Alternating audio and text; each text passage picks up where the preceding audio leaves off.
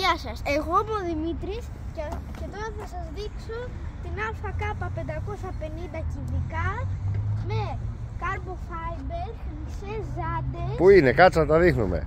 Carbon fiber εδώ. Carbon fiber, χρυσές ζάντες και μια ολόσωμη μηχανή Ακράποβιτς. Εξάτμιση. Εξάτμιση Ακράποβιτς.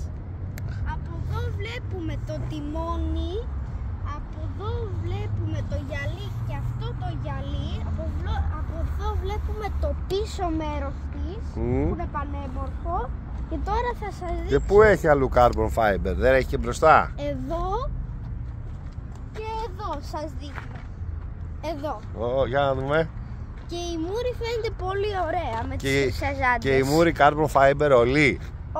Μέχρι εδώ, όλο αυτό. Ωραία φίλε. Τώρα θα σας δείξω πώς γκαζώνει. Για δείξε μας. Ωραία φίλε.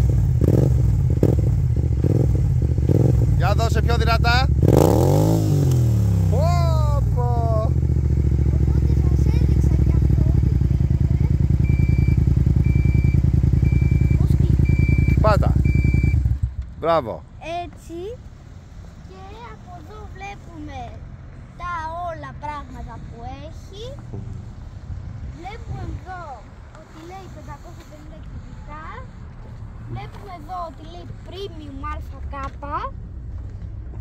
και ότι είναι εδώ χρυσές ζάντες. Σας καλωσορίζω εγώ για αυτή τη στιγμή. Γεια σας.